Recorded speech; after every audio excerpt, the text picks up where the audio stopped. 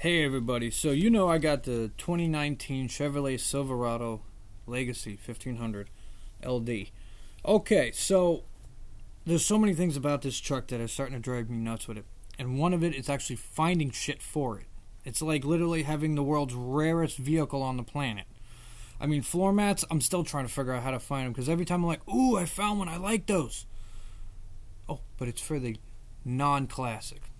Great, so... Anyway, so my key fob, right? This one's actually not bad, but like everybody else, I found these ones on Amazon, and with the chrome grille on the truck, I thought this would be sharp to do. Found out this is also another pain in the ass. So these key fobs are not the same as the key fob that came off the truck. I'm going to show you guys that with less of the headache that I had to go through hunting for a video. So I'm just going to put it in one spot. What you need, I'm using a scraper. I use this for everything. I got a flathead that's been bent for years. That's what we're starting off with. What makes these different? Well, I'm going to show you. So when you unpackage them, you get all excited. And you get them right off Amazon. Okay, they look nice. Okay, right away you look at it and you go, okay, so the sides pop off. That's simple, right? And then the thing just pops apart. Sort of. This one's actually together. Go figure. So, this is where the fun begins. So, first thing you want to do is pop off the back cover here. That's how you get to your battery access. So, there's a little slit right above the hole. You can just see it. And you stick anything in it, and you just carefully go from side to side to pop it. Or not. Did I use this last time? There we go. Got the left side. Come on. And I got the right side. Okay, so we popped that off. Now we want to get this thing apart, and it's going to fall apart really easily, which is great. It's also a negative too, because when you're trying to assemble it, you got to like hold everything together. But this is the biggest thing. So you got your remote start, you unlock, you lock, and then your panic, which I always find funny. Got all my parts. So let me get rid of my old ones. See, this was my other key fob that I just said I needed to upgrade. So if you notice right off the bat, the difference between the key fobs is that the new edging on these key fobs, right, is one piece, like they are on the other Silverados. But on the Legacy, it's built into it. And that was the first thing I noticed watching videos, because there was a guy saying he stuck his knife on the crack. See the crack on either side? And he was popping them off. I couldn't pop them off. And I'm looking at it. I said, there's a seam. There's something wrong here. Back to the Legacy issue. So anyway, those are done. Now, let's have fun with the Legacy issue. So, pop my ring off. Chain ring, ring a ding ding. Okay, put those off to the side. So same thing as before, you're going to want to access your battery in the back, just because this is going to help you later on. So same thing as before, you just go inside, and that one pops off really nice and easy. So now you access your battery, but you're not taking your battery out yet. Now you could, doesn't really matter. But to take your battery out of here, I was using this. It's a lot simpler. So what I'm going to do is I'm going to keep dropping it. I'm going to come in from one of the sides and just work it until I can pop it up. I think it was this. I think it was the far back side. It's the back corner here. Somehow I got it before. There it is. Ta-da! Battery's out. Okay, so you have your circuit board here. Now, this is where things get tricky, and you got to be really, really, really careful at this part. Okay? So, the way I did it before was I actually came in from the top where the remote start is. Now, the circuit board is going to be up there, so be very careful for this part. So, I did is I came in with this guy, and you want to not cut yourself, because this is going to get dangerous, is you want to try to get in between the rubber, and then you see those three little prongs. In there, you're going to find a slit hole. And you're going to slide it down. What I did is I wiggled back and forth until I started hearing popping sounds like such. It's going to take a little elbow grease. You got to be real careful because, like I said, your circuit board's not that far from you. And so what I did is once I get it open, I come in with my flathead because now I got a little bit of a seam. I'm going to carefully get in there. I might be able to do it now.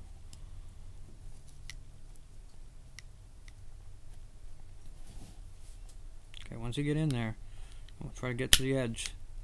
What you're trying to do is you're trying to just pop the plastic apart. Might take a couple tries getting in there, but that's how I was able to successfully do it before. Was I got in here and I was able to just turn the flathead. Okay, so now I turned the flathead, right? So you heard that one crack.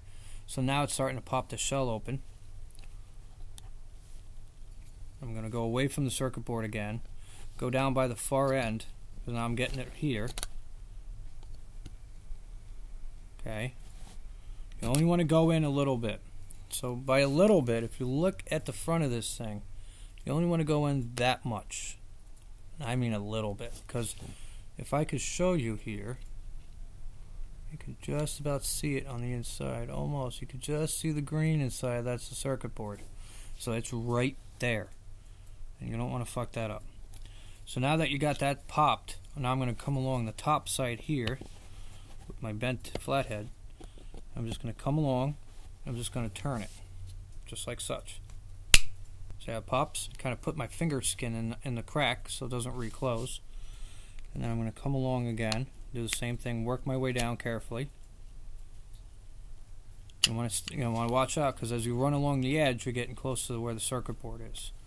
You get to this part, you can kind of see, try and angle it for you guys, where the board, see where's my camera, you see where the board sits and where the edge is. There's really not that much room. So at this point what I did is I just held it and I just pop it. Just start pulling on it a little bit. Find another spot where it's still attached. It's only held in there by clips. So you could just, it's a little tough at this part. You're not going to bend the circuit board, so you're good at this point. So here we go. Now we're coming back around by the remote start section. There's a clip that's exposed, and there it is. And my circuit board is free. Now, the assembly process. Extremely simple from here. So first thing you want to do, whichever way you want to start this, but if you look at the inside of this, there's only one way you can do this. It's idiot proof. Okay? Now, I've already done this, so I already know. But when you hold it this way, okay, so on the back side here is your battery. Remember, your battery is going to be at the bottom of it. So the top section is for your remote. The other thing to notice as well is there's only two spots on here where there's holes. There's only one spot on here where there's holes, and it's at the top. And on the inside of here, there's only one spot that has the holes, that has the pegs that go in the holes. And you just slide it on. Now it's going to sit. It's not going to clip in. It's not tight. It's just going to sit. So this part here is done. Now, people are having issues trying to get the battery in, and that's because they were working backwards. What do I mean by working backwards? I was watching people literally try to insert the battery from the back side and say that they had to cut it and trim it. And I'm watching the guy, and I'm like, what the hell's wrong with this guy? If you take this cover off, the battery cover, the access cover, the only cover you're going to ever take off when you change the battery, this battery will literally fall right into place. So as you see here, okay, you're going to go under the lip and you just, ta-da, rocket science. It's amazing. It's amazing, man. Man, I should be elected president now. And just like before, now this goes back in. Now if you notice, there's three holes, three tab holes, right? Three tabs back here. This just goes right. Just want to line those three up, just like such, and then push with both thumbs to clip it, and that's it. Done. Now your battery is secured in here. It's not going to fall out. For the next part here, it's very simple as well. You want to just make sure that your prongs and everything, before you assemble it, make sure you tap your metal tabs for your battery. Everything's all pushed down. You know, stuff might have got jostled around and moved. Just make sure the tongs on the battery are pushed down. That's the real important part. Leave the other two tabs where they are. These two small tabs are the contact that contact your circuit board. You're going to take it and place it right on top, like such. Line everything up. Whoops. I just hit my panic button. So now, at this stage, it's not going to want to stay together. So this is where I said this is where it gets a pain in the ass. But you work one side at a time. So you get it, and just carefully place tabs on. Might have to squeeze the case a little bit. Okay, one side's down. The other side's open a little bit, like such.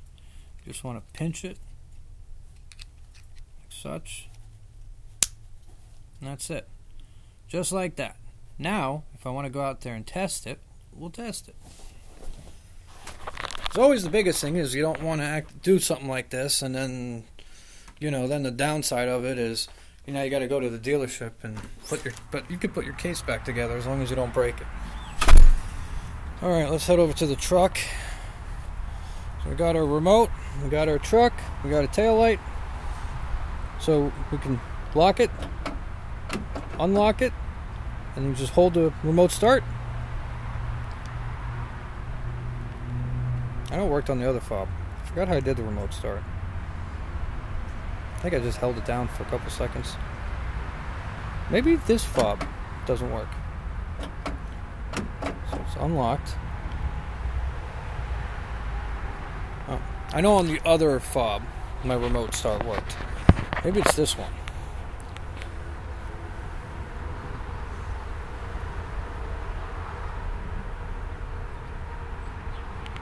Let's grab the other remote. So I didn't really count how long I held it down for. Let's see what that one does. Maybe it's just a remote. Let's grab the other one. So I don't know what I did last time. I just pushed it or held it or something and went beep beep and then started. Alright, now that we got the other remote, let's try this one. Hold down the remote start.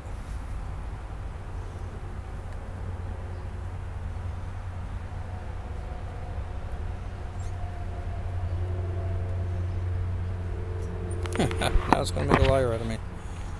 What the hell? I mean, I don't need a remote start. It's the least of my issues.